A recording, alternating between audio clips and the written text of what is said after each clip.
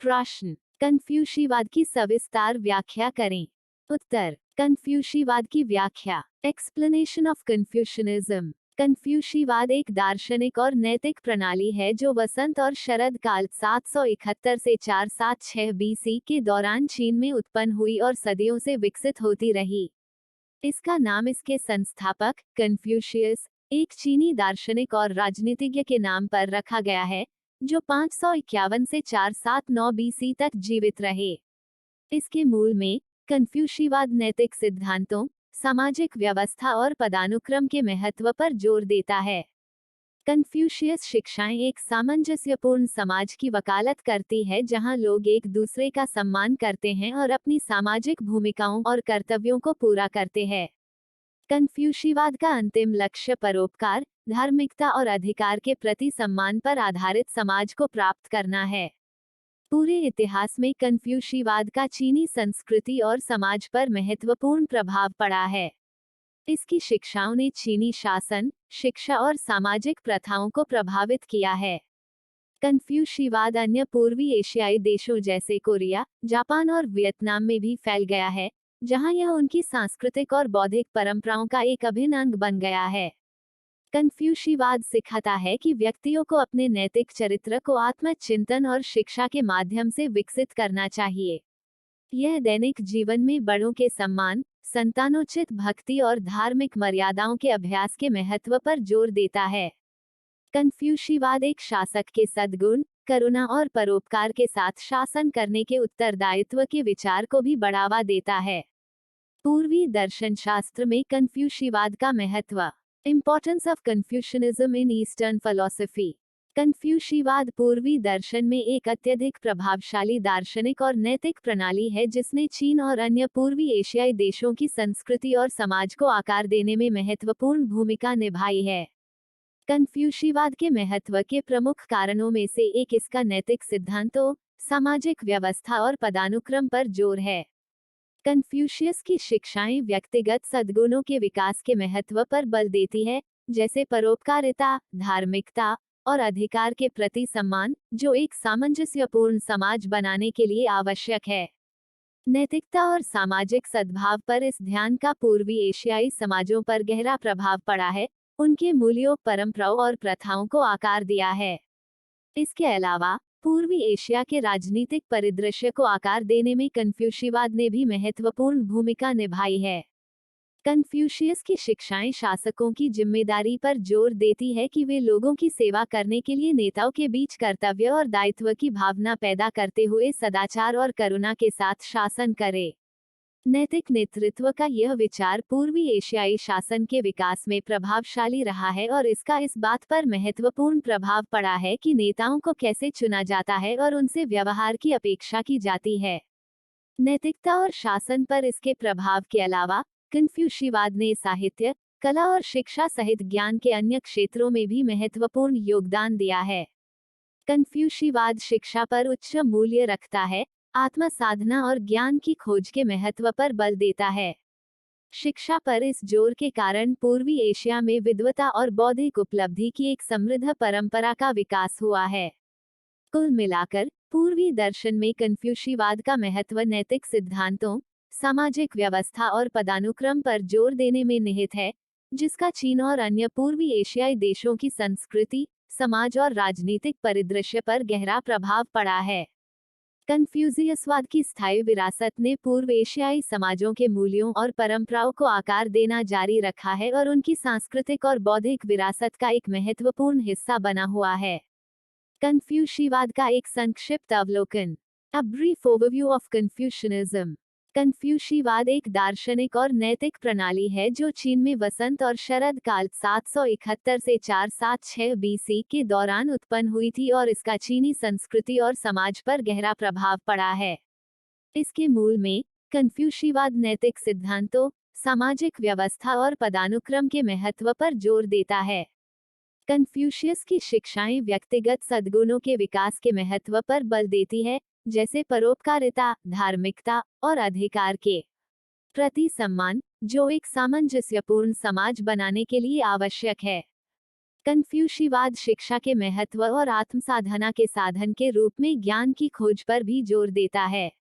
कन्फ्यूशीवाद सामाजिक व्यवस्था और पदानुक्रम पर उच्च मूल्य रखता है, अधिकार का सम्मान करने और अपनी सामाजिक भूमिकाओं और कर्तव्यों को पूरा करने के महत्व पर जोर देता है। यह सामाजिक संबंधों में उचित व्यवहार और शिष्टाचार सहित दैनिक जीवन में कर्मकांड के महत्व पर भी जोर देता है। शासन के संदर्भ में कन्फ्यूशीवाद नैतिक नेतृत्व के महत्व और गुण और करुणा के साथ शासन करने के लिए शासकों की जिम्मेदारी पर बल देता है। कन्फ्यूशियस शिक्षाएं लोगों की सेवा करने और एक सामंजस्यपूर्ण समाज बनाने के लिए एक शासक की जिम्मेदारी की वकालत करती है। पूरे इतिहास में कन्फ्यूशीवाद का चीनी संस्कृति और समाज पर महत्वपूर्ण प्रभाव पड़ा है। इसकी शिक्षाओं ने चीनी शासन, शिक्षा और सामाजिक प्रथाओं को प्रभावित किया है। कन्फ्यूशीवाद अन्य पूर्वी एशियाई देशों जैसे कोरिया, जापान और वियतनाम में भी फैल गया है, जहां यह उनकी सांस्कृतिक और बौद्धिक परंपराओं का एक अभिन्न अंग बन गया है। कुल मिलाकर कन्फ्यूशीवाद विचार की एक जटिल और बहुआयामी प्रणाली है जो नैतिकता, सामाजिक सद्भाव और नैतिक नेतृत्व पर जोर देती है। इसकी स्थायी विरासत आज भी पूर्वी एशिया के सांस्कृतिक, सामाजिक और राजनीतिक परिदृश्य को आकार दे रही है।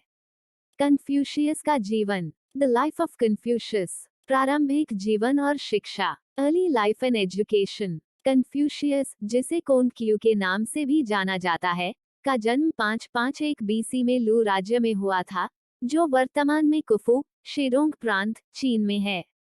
उनके पिता, शुलियांगे, लू राज्य में एक सैन्य अधिकारी थे और उनकी मां, यान झेंगजाई, एक कुलीन परिवार से थी।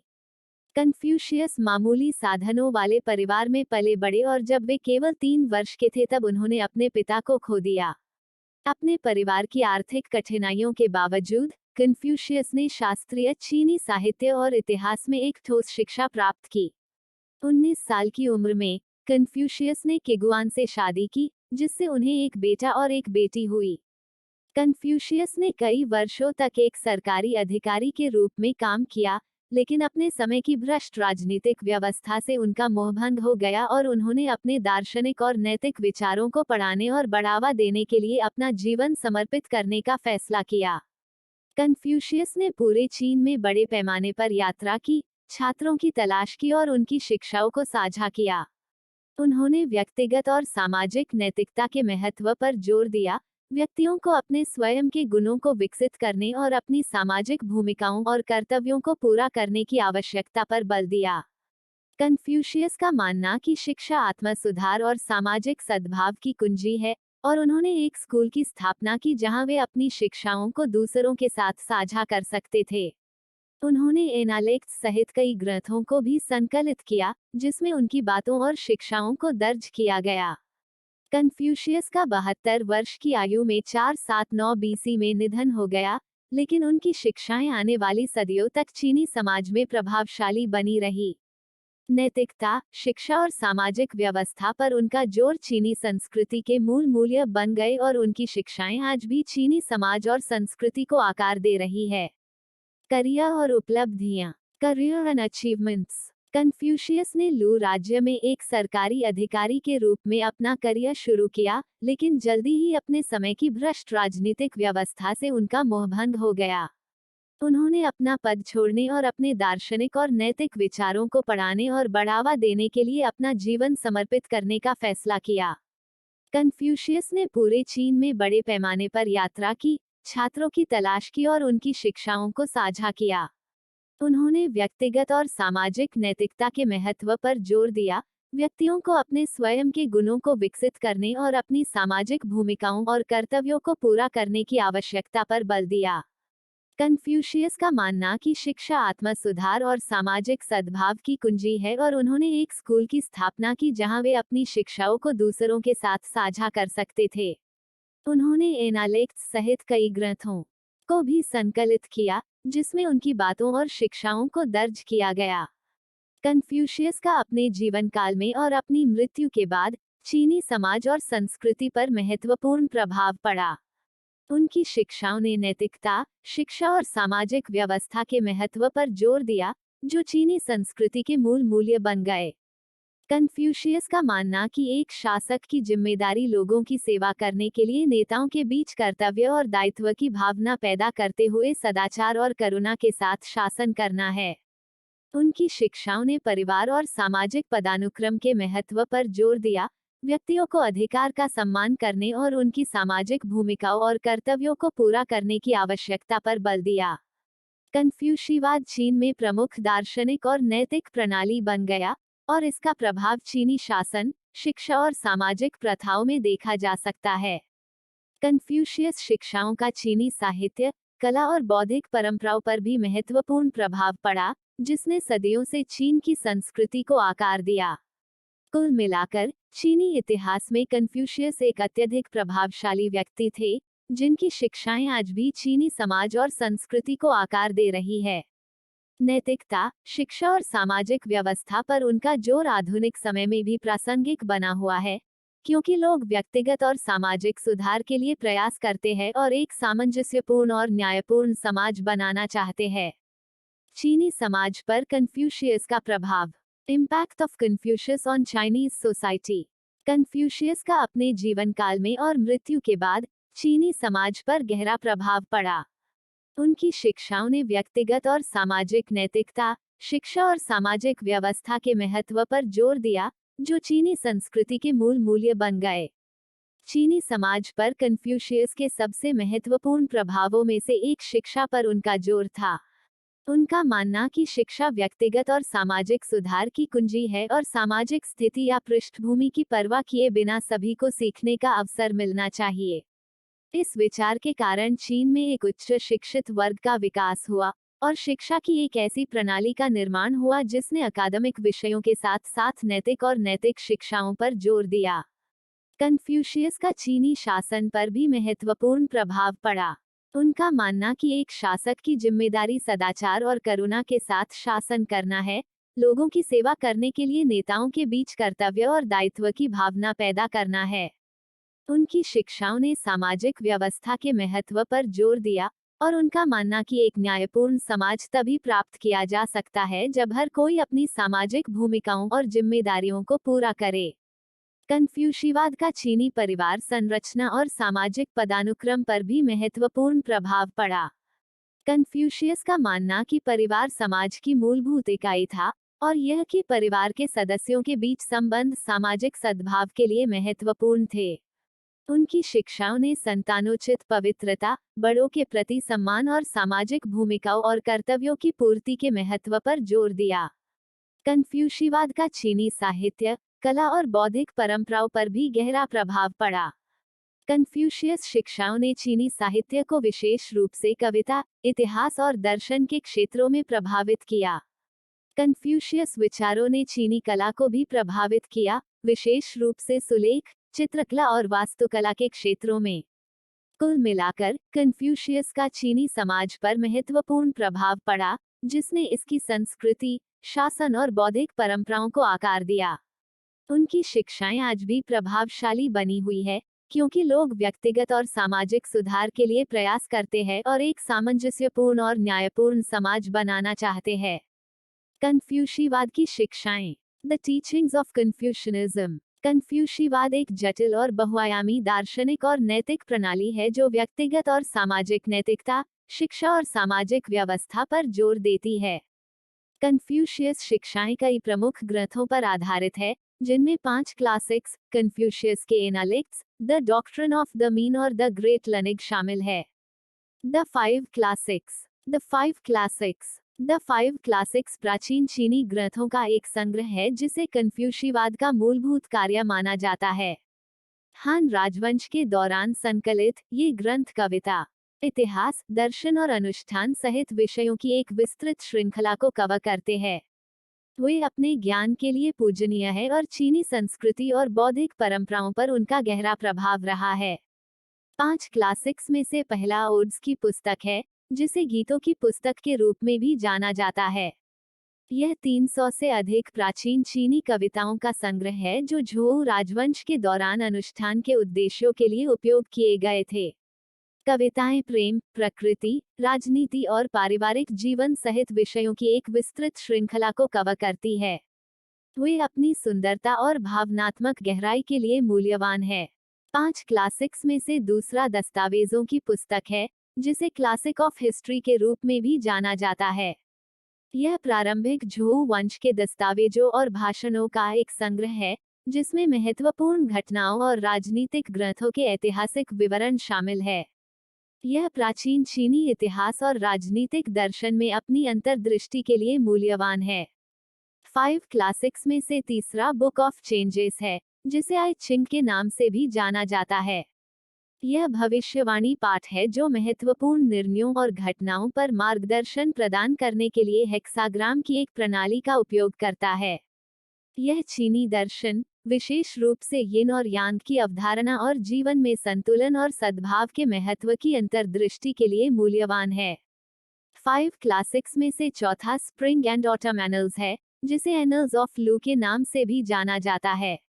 यह घटनाओं का एक ऐतिहासिक कालक्रम है जो झोउ राजवंश के दौरान लू राज्य में हुआ था। यह प्राचीन चीनी इतिहास और राजनीतिक दर्शन, विशेष रूप से स्वर्ग के जनादेश की अवधारणा और न्यायोचित शासन के महत्व की अंतर्दृष्टि के लिए मूल्यवान है। 5 क्लासिक्स का पांचवां और अंतिम झोउ का संस्कार है, जिसे झोउली के नाम से भी जाना जाता है। यह झोउ राजवंश के दौरान उपयोग किए जाने वाले अनुष्ठान और शिष्टाचार पर ग्रंथों का संग्रह है। इसमें कई विषयों को शामिल किया गया है, जिसमें अदालती समारोह, अंत्येष्टि और बलिदान शामिल है। यह प्राचीन चीनी संस्कृति और सामाजिक मानदंडों में अपनी अंतर्दृष्टि के लिए मूल्यवान है। कुल मिलाकर 5 क्लासिक्स चीनी इतिहास, संस्कृति और दर्शन में उनकी बुद्धिमत्ता और अंतर्दृष्टि के लिए सम्मानित है। वे कन्फ्यूशीवाद की बौद्धिक परंपरा का एक महत्वपूर्ण हिस्सा है, और आज भी चीन और दुनिया भर में उनका अध्ययन और सम्मान किया जाता है। The Analects of Confucius. The Analects of Confucius. Confucius के एनालेक्ट्स कन्फ्यूशियस इतिहास के सबसे प्रभावशाली चीनी दार्शनिकों में से एक के लिए जिम्मेदार कथनों और शिक्षाओं का एक संग्रह है। उनकी मृत्यु के बाद उनके शिष्यों द्वारा संकलित यह पाठ कन्फ्यूशियस दर्शन और चीनी संस्कृति की आधारशिला बन गया है। एनालेक्ट्स में नैतिकता, शिक्षा, शासन और व्यक्तिगत आचरण सहित विषयों की एक विस्तृत श्रृंखला शामिल है। वे व्यक्तिगत और सामाजिक नैतिकता, शिक्षा और सामाजिक व्यवस्था के महत्व पर जोर देते हैं। पाठ को 20 अध्यायों में व्यवस्थित किया गया है, जिनमें से प्रत्येक में संक्षिप्त कथनों और उपाख्यानों की एक श्रृंखला है। एनालेक्ट्स के प्रमुख विषयों में से एक गुण और नैतिक चरित्र का महत्व है। कन्फ्यूशियस का मानना कि व्यक्तियों को ज्ञान, करुणा और साहस जैसे गुणों को विकसित करने का प्रयास करना चाहिए और ये गुण उनके व्यवहार और दूसरों के साथ संबंधों में परिलक्षित होने चाहिए। उनका मानना कि नैतिक व्यवहार एक न्यायपूर्ण और समृद्ध समाज की नींव है। एनालेक्ट्स शिक्षा और आत्म सुधार के महत्व पर भी जोर देते हैं। कन्फ्यूशियस का मानना कि शिक्षा नैतिक चरित्र को विकसित करने और अपनी सामाजिक भूमिकाओं और जिम्मेदारियों को पूरा करने के लिए आवश्यक है। उन्होंने क्लासिक्स के अध्ययन और पिछली पीढ़ियों के ज्ञान से सीखने के महत्व पर जोर दिया। एनालेक्ट्स शासन और नेतृत्व के महत्व को भी छूते हैं। कन्फ्यूशियस का मानना कि शासकों को सदाचार और करुणा के साथ शासन करना चाहिए और उनके व्यवहार को दूसरों के लिए एक आदर्श के रूप में काम करना चाहिए। उनका मानना कि सुशासन के लिए मानव स्वभाव और सामाजिक संबंधों की गहरी समझ की आवश्यकता होती है। कुल मिलाकर कन्फ्यूशियस के विश्लेषण व्यक्तिगत और सामाजिक जीवन के लिए एक समृद्ध और सूक्ष्म दार्शनिक और नैतिक ढांचा प्रदान करते हैं। वे सदाचार, शिक्षा और शासन के महत्व पर जोर देते हैं और दुनिया भर के कन्फ्यूशीवाद के विद्वानों और चिकित्सकों द्वारा उनका अध्ययन और सम्मान किया जाना जारी है। मीन का सिद्धांत। The doctrine of the mean. Mean का सिद्धांत कन्फ्यूशियस के शिष्य झोंगनी को जिम्मेदार ठहराया गया एक पाठ है। यह कन्फ्यूशियस क्लासिक्स का एक हिस्सा है और इसे कन्फ्यूशीवाद का मूलभूत कार्य माना जाता है। पाठ जीवन के सभी पहलुओं में संतुलन और सामंजस्य की अवधारणा पर केंद्रित है। मीन का सिद्धांत इस विश्वास पर आधारित है कि दुनिया में सब कुछ संतुलन और सद्भाव में होना चाहिए। इसमें व्यक्ति की भावनाएं, व्यवहार और दूसरों के साथ संबंध, साथ ही साथ विभिन्न सामाजिक वर्गों और राजनीतिक व्यवस्था के भीतर संबंध शामिल है। पाठ जीवन के सभी पहलुओं में संयम और आत्मनियंत्रण के महत्व पर जोर देता है। यह व्यक्तियों को चरम सीमाओं से बचने और मध्य मार्ग या दो विरोधी ताकतों के बीच माध्य खोजने के लिए प्रोत्साहित करता है। उदाहरण के लिए, पाठ स्वयं या दूसरों के साथ बहुत अधिक लिप्त या सख्त होने के विरुद्ध सलाह देता है। मीन का सिद्धांत भी नैतिक व्यवहार के महत्व और सदाचार की खेती पर जोर देता है। यह व्यक्तियों को नैतिकता की एक मजबूत भावना विकसित करने और दूसरों के प्रति दया, करुणा और ईमानदारी के साथ कार्य करने के लिए प्रोत्साहित करती है। व्यक्तिगत व्यवहार और नैतिकता पर ध्यान केंद्रित करने के अलावा the doctrine of the mean का शासन और राजनीतिक नेतृत्व पर भी प्रभाव पड़ता है।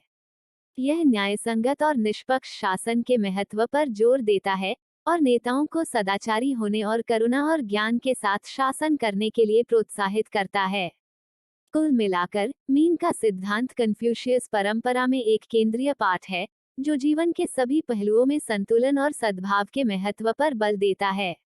इसकी शिक्षाओं का चीनी संस्कृति और बौद्धिक परंपराओं पर गहरा प्रभाव पड़ा है और आज भी कन्फ्यूशीवाद के विद्वानों और चिकित्सकों द्वारा इसका अध्ययन और सम्मान किया जाता है। The great learning. The great learning. The great learning एक अन्य पाठ है जिसका श्रेय कन्फ्यूशियस को दिया जाता है, लेकिन माना जाता है कि इसे उनके शिष्यों द्वारा संकलित और संपादित किया गया था। इसे कन्फ्यूशियस क्लासिक्स में से एक माना जाता है और यह कन्फ्यूशीवाद का एक मूलभूत कार्य है। पाठ आत्म सुधार और व्यक्तिगत विकास की खेती पर केंद्रित है।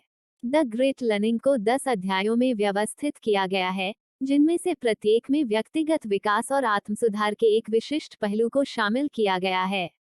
पाठ व्यक्तिगत विकास के प्रमुख पहलुओं के रूप में आत्मसाधना, आत्मजागरूकता और आत्मप्रतिबिंब के महत्व पर जोर देता है। पाठ आत्मसुधार के साधन के रूप में शिक्षा और सीखने के महत्व पर भी जोर देता है।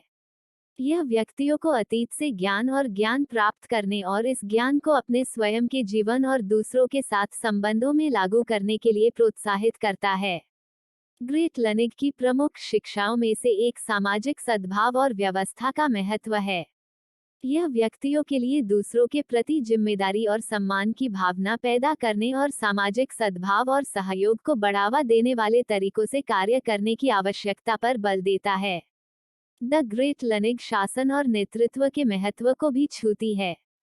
यह न्यायसंगत और निष्पक्ष शासन के महत्व पर जोर देता है और नेताओं को करुणा और ज्ञान के साथ शासन करने के लिए प्रोत्साहित करता है। कुल मिलाकर, ग्रेट लर्निंग एक ऐसा पाठ है जो व्यक्तिगत विकास, शिक्षा और सामाजिक जिम्मेदारी के महत्व पर जोर देता है। इसकी शिक्षाओं का चीनी संस्कृति और बौद्धिक परंपराओं पर गहरा प्रभाव पड़ा है और आज भी कन्फ्यूशीवाद के विद्वानों और चिकित्सकों द्वारा इसका अध्ययन और सम्मान किया जाता है। कन्फ्यूशीवाद का प्रसार। Spread of Confucianism. हान राजवंश और कन्फ्यूशीवाद। द हा डायनेस्टी एंड कन्फ्यूशनिज्म। हान राजवंश 206 बीसी से 220 बीसी चीन में कन्फ्यूशीवाद के विकास और प्रसार में एक महत्वपूर्ण अवधि थी। हान राजवंश ने साम्राज्य की स्थिरता और शासन के लिए इसके महत्व को पहचानते हुए आधिकारिक राज्य विचारधारा के रूप में कन्फ्यूशीवाद को अपनाया। शुरुआती हान राजवंश के दौरान कन्फ्यूशीवाद मुख्य रूप से विद्वानों और बुद्धिजीवियों द्वारा प्रचलित था, जिन्होंने इसे आत्मसुधार और व्यक्तिगत विकास के साधन के रूप में देखा। हालांकि हान के सम्राट वो 141 से 87 ईसा पूर्व के तहत कन्फ्यूशीवाद को आधिकारिक राज्य विचारधारा की स्थिति में लाया गया था। हान के सम्राट वू ने साम्राज्य की स्थिरता और शासन के लिए कन्फ्यूशियस शिक्षाओं के महत्व को पहचाना। कन्फ्यूशियस विद्वानों को सरकारी अधिकारियों के रूप में नियुक्त किया गया और कन्फ्यूशीवाद चीन में प्रमुख विचारधारा बन गया। कन्फ्यूशियस ग्रंथों के संरक्षण और प्रसारण में हान राजवंश ने भी महत्वपूर्ण भूमिका निभाई।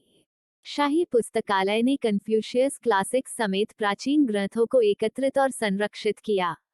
सम्राट ने कन्फ्यूशियस क्लासिक्स के एक नए संस्करण के संकलन को भी प्रायोजित किया, जिसे हान कन्फ्यूशियस कैनन के रूप में जाना जाता है। हान राजवंश के तहत कन्फ्यूशीवाद ने नैतिक खेती, सामाजिक सद्भाव और संतानोचित पवित्रता के महत्व पर जोर दिया। इसने व्यक्तियों को नैतिक गुणों की खेती करने और सामाजिक सद्भाव और व्यवस्था को बढ़ावा देने वाले तरीकों से कार्य करने के लिए प्रोत्साहित किया। कन्फ्यूशियस शिक्षाओं का उपयोग सम्राट के अधिकार और शाही व्यवस्था की वैधता को सही ठहराने के लिए भी किया जाता था। कुल मिलाकर हान राजवंश ने चीन में कन्फ्यूशीवाद के विकास और प्रसार में महत्वपूर्ण भूमिका निभाई।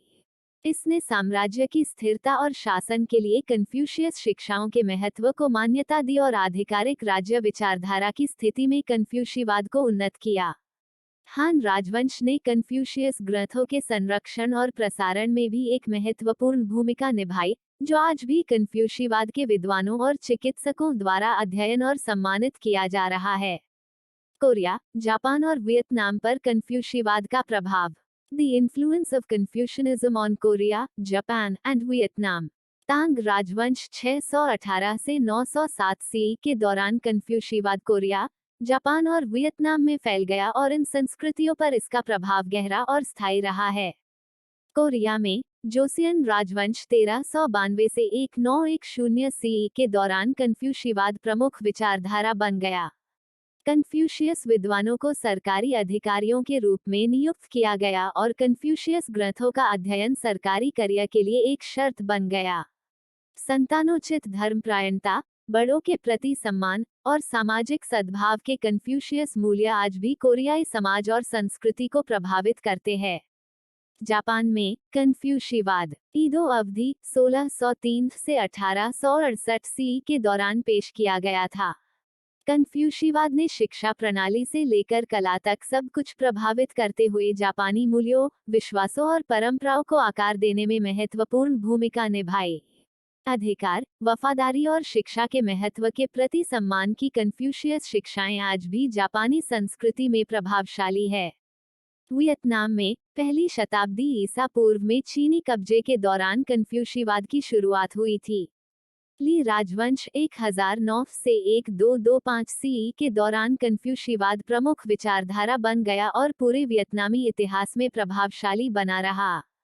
नैतिक साधना, सामाजिक सद्भाव और अधिकार के प्रति सम्मान की कन्फ्यूशियस शिक्षाएं वियतनामी समाज और संस्कृति को आकार देना जारी रखती है। कुल मिलाकर कन्फ्यूशीवाद का कोरिया, जापान और वियतनाम की संस्कृतियों पर गहरा प्रभाव पड़ा है। कन्फ्यूशियस मूल्य और शिक्षाएं आज भी इन समाजों को आकार दे रही है और कन्फ्यूशीवाद उनकी सांस्कृतिक विरासत और पहचान का एक महत्वपूर्ण हिस्सा बना हुआ है। मंगोल शासन के तहत कन्फ्यूशीवाद। Confucianism under Mongol rule. चीन में मंगोल शासन 1271 से 1368 सी की अवधि के दौरान कन्फ्यूशीवाद को एक महत्वपूर्ण चुनौती का सामना करना पड़ा। मंगोल शासकों को कन्फ्यूशीवाद को बढ़ावा देने में कोई दिलचस्पी नहीं थी और पारंपरिक चीनी शाही परीक्षा प्रणाली का समर्थन नहीं करते थे, जो कन्फ्यूशियस शिक्षाओं पर आधारित थी। मंगोल शासन की एक अलग प्रणाली पर निर्भर थे, जो नैतिक खेती और सामाजिक सद्भाव के कन्फ्यूशियस मूल्यों के बजाय सैन्य शक्ति पर आधारित थी। उन्होंने गैर चीनी प्रशासकों का पक्ष लिया और कन्फ्यूशियस विद्वानों को सरकारी पदों पर नियुक्त नहीं किया। परिणामस्वरूप मंगोल शासन के दौरान कन्फ्यूशीवाद का पतन हुआ और इसके बजाय कई कन्फ्यूशियस विद्वानों ने बौद्ध धर्म या ताओवाद की ओर रुख किया। हालांकि कुछ बुद्धिजीवियों और विद्वानों द्वारा कन्फ्यूशीवाद का अभ्यास जारी रहा, जिन्होंने इसे चीनी संस्कृति और परंपरा को संरक्षित करने के साधन के रूप में देखा। मंगोल शासन के दौरान चुनौतियों का सामना करने के बावजूद कन्फ्यूशीवाद बच गया और चीनी संस्कृति और परंपरा का एक महत्वपूर्ण हिस्सा बना रहा। इसने मिंग राजवंश 1368 से 1644 सीई के दौरान अपनी प्रमुखता हासिल की, जिसने पारंपरिक चीनी शाही परीक्षा प्रणाली को बहाल किया और साम्राज्य की स्थिरता और शासन के लिए कन्फ्यूशियस शिक्षाओं के महत्व को मान्यता दी। मिंग राजवंश ने कन्फ्यूशियस ग्रंथों के संरक्षण और प्रसारण में भी एक महत्वपूर्ण भूमिका निभाई, जो आज भी कन्फ्यूशीवाद के विद्वानों और चिकित्सकों द्वारा अध्ययन और सम्मानित किया जा रहा है। आधुनिक चीन में कन्फ्यूशीवाद का पुनरुद्धार। The revival of Confucianism in modern China. 20वीं शताब्दी में चीन में किंग राजवंश को उखाड़ फेंकने, चीन गणराज्य की स्थापना और चीनी कम्युनिस्ट पार्टी के उदय के साथ महत्वपूर्ण परिवर्तन हुए। इस समय के दौरान कन्फ्यूशीवाद को गिरावट का सामना करना पड़ा क्योंकि इसे एक पुरानी विचारधारा के रूप में देखा गया जो आधुनिकीकरण और समाजवाद के साथ असंगत थी। हालांकि 20वीं शताब्दी के अंत में चीन में कन्फ्यूशीवाद में रुचि का पुनरुद्धार हुआ। यह तेजी से आधुनिकीकरण और वैश्वीकरण के सामने पारंपरिक चीनी संस्कृति और मूल्यों को फिर से खोजने और पुनः प्राप्त करने की इच्छा से प्रेरित था। कन्फ्यूशीवाद को आधुनिक समाज की चुनौतियों का समाधान करने के लिए ज्ञान और मार्गदर्शन के स्रोत के रूप में देखा गया। कन्फ्यूशीवाद के पुनरुद्धार को चीनी सरकार का भी समर्थन प्राप्त था, जिसने इसे सामाजिक स्थिरता और राष्ट्रीय पहचान को बढ़ावा देने के साधन के रूप में देखा। कन्फ्यूशीवाद को राष्ट्रीय शिक्षा प्रणाली में एकीकृत किया गया था। कन्फ्यूशियस ग्रंथों और शिक्षाओं को स्कूल पाठ्यक्रम में शामिल किया गया था। एक सामंजस्यपूर्ण समाज बनाने के लिए सरकार के प्रयासों के हिस्से के रूप में सामाजिक सद्भाव, पुत्रोचित धर्मपरायणता और अधिकार के प्रति सम्मान के कन्फ्यूशियस मूल्यों को बढ़ावा दिया गया था। आज कन्फ्यूशीवाद चीनी संस्कृति और परंपरा का एक महत्वपूर्ण हिस्सा बना हुआ है। यह कई व्यक्तियों और परिवारों द्वारा अभ्यास किया जाता है, जो इसे व्यक्तिगत नैतिकता और सामाजिक सद्भाव की खेती के साधन के रूप में देखते हैं। कन्फ्यूशियस मूल्य और शिक्षाएं भी चीनी समाज में अधिक व्यापक रूप से परिलक्षित होती है, जो व्यवसाय प्रथाओं से लेकर सरकारी नीतियों तक सब कुछ प्रभावित करती है। कन्फ्यूशीवाद की आलोचना, क्रिटिसिज्म ऑफ कन्फ्यूशनिज्म। कन्फ्यूशीवाद की आलोचना प्राचीन काल से अस्तित्व में है और आज भी विद्वानों और विचारकों द्वारा बहस जारी है। कन्फ्यूशीवाद की कुछ मुख्य आलोचनाओं में शामिल हैं: वैधानिकता और ताओवाद से आलोचना, criticism from legalism and Taoism. वैधानिकता और ताओवाद विचार के दो स्कूल थे जो प्राचीन चीन में कन्फ्यूशीवाद के रूप में एक ही समय में उभरे थे। दोनों स्कूलों में कन्फ्यूशीवाद से अलग विचार थे, जिसके कारण कानूनविदों और ताओवादियों ने कन्फ्यूशीवाद की आलोचना की। कानूनविदों का मानना कि समाज में व्यवस्था बनाए रखने के लिए सख्त कानून और दंड आवश्यक थे, जबकि कन्फ्यूशीवाद ने नैतिक खेती और सामाजिक सद्भाव पर जोर दिया। कानूनविदों ने अत्यधिक आदर्शवादी और अवास्तविक होने के लिए कन्फ्यूशीवाद की आलोचना की, यह तर्क देते हुए कि अनुपालन सुनिश्चित करने और सामाजिक व्यवस्था बनाए रखने के लिए सख्त कानूनों और कठोर दंड की आवश्यकता थी। दूसरी ओर, ताओवाद ने व्यक्तिगत स्वतंत्रता और सहजता पर जोर दिया, जबकि कन्फ्यूशीवाद ने सामाजिक मानदंडों और परंपराओं पर जोर दिया। ताओवादियों ने बहुत कठोर और प्रतिबंधात्मक होने के लिए कन्फ्यूशीवाद की आलोचना की, यह तर्क देते हुए कि इसने व्यक्तित्व और रचनात्मकता को दबा दिया। इन विचारधाराओं के बीच संघर्ष न केवल सैद्धांतिक था बल्कि इसके व्यावहारिक निहितार्थ भी थे। उदाहरण के लिए, किन राजवंश 221 से 206 बीसी के दौरान वैधानिकवाद प्रमुख दर्शन था और कन्फ्यूशीवाद को दबा दिया गया था। इसके विपरीत, हान राजवंश 206 बीसी 220 सीई के दौरान कन्फ्यूशीवाद प्रमुख दर्शन था और वैधानिकता को दबा दिया गया था। इन आलोचनाओं के बावजूद, कन्फ्यूशीवाद और विधिवाद दोनों ने चीनी इतिहास और समाज में एक महत्वपूर्ण भूमिका निभाई और उनके विचारों पर आज भी बहस और चर्चा जारी है। ताओवाद भी पूर्वी एशिया में एक महत्वपूर्ण दर्शन बना हुआ है, जिसमें व्यक्तिवाद और प्रकृति के साथ सामंजस्य पर जोर दिया जाता है, जो संस्कृति और समाज के कई पहलुओं को प्रभावित करता है। पश्चिमी दार्शनिकों की आलोचना, क्रिटिसिज्म फ्रॉम वेस्टर्न फिलोसोफर्स। कुछ पश्चिमी दार्शनिकों द्वारा समाज और नैतिकता के दृष्टिकोण में बहुत अधिक रूढ़िवादी, पदानुक्रमित और पितृसत्तात्मक होने के कारण कन्फ्यूशीवाद की आलोचना की गई है। ये आलोचनाएं अक्सर पश्चिमी दार्शनिक परंपराओं की तुलना पर आधारित होती है, जो व्यक्तिवाद और आलोचनात्मक सोच को प्राथमिकता देती है। उदाहरण के लिए, कुछ पश्चिमी दार्शनिकों ने कन्फ्यूशियसवाद द्वारा संतानोचित भक्ति और सत्ता के प्रति आज्ञाकारिता पर जोर देने को दमनकारी और व्यक्तिगत स्वतंत्रता को सीमित करने वाला बताया है। दूसरों ने कन्फ्यूशीवाद के समाज के पदानुक्रमित दृष्टिकोण की आलोचना की है, जो शासक को शीर्ष पर और आम लोगों को सबसे नीचे रखता है, अन्यायपूर्ण और असमानता को बढ़ावा देने वाला बताया है। इसके अलावा, कुछ पश्चिमी दार्शनिकों ने प्रगति और परिवर्तन के लिए बाधा के रूप में परंपरा और अतीत पर कन्फ्यूशीवाद के जोर की आलोचना की है।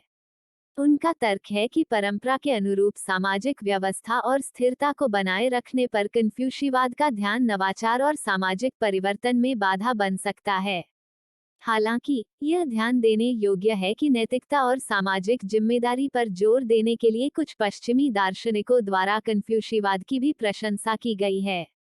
सद्भावना, सम्मान और धार्मिकता जैसे सद्गुणों की खेती पर कन्फ्यूशियसवाद का जोर पश्चिमी दर्शन के व्यक्तिवादी मूल्यों के लिए एक मूल्यवान प्रतिसंतुलन के रूप में देखा जा सकता है।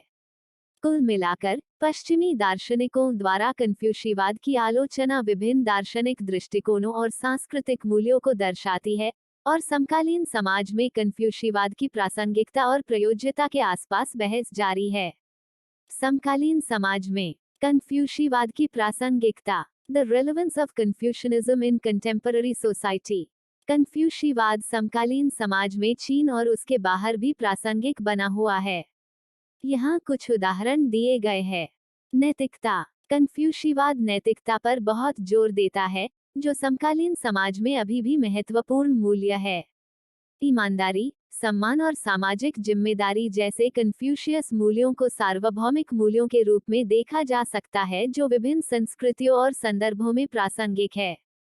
शिक्षा, कन्फ्यूशीवाद का पूर्वी एशिया में शिक्षा पर महत्वपूर्ण प्रभाव पड़ा है, जहां कन्फ्यूशियस मूल्यों जैसे संतानोचित पवित्रता और अधिकार के प्रति सम्मान अभी भी स्कूलों में जोर दिया जाता है। इसके अलावा नैतिक साधना और आत्म सुधार पर कन्फ्यूशियस के विचार समकालीन शिक्षा में प्रासंगिक बने हुए हैं, जहां चरित्र शिक्षा और मूल्य आधारित शिक्षा में रुचि बढ़ रही है। सामाजिक सद्भाव, कन्फ्यूशीवाद सामाजिक सद्भाव और समाज में रिश्तों के महत्व पर जोर देता है।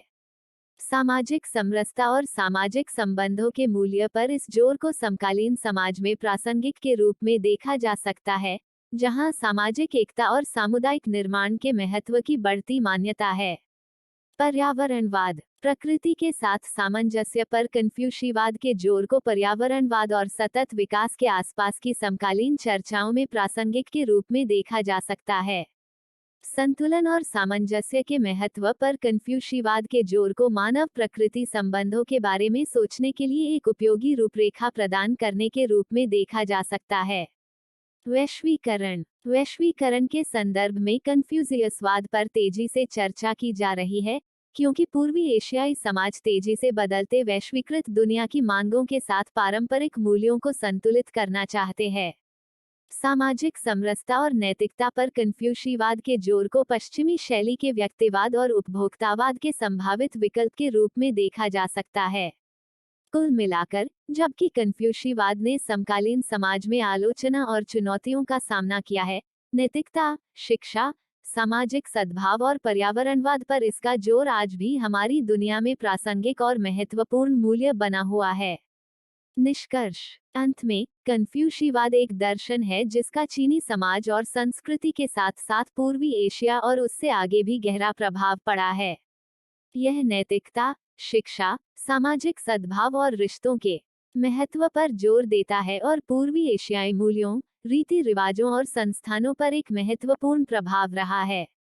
कन्फ्यूशीवाद को अन्य दार्शनिक विद्यालयों के साथ साथ पश्चिमी विचारकों से भी आलोचना का सामना करना पड़ा है, लेकिन यह बदलते समय और संदर्भों के लिए विकसित और अनुकूल भी रहा है।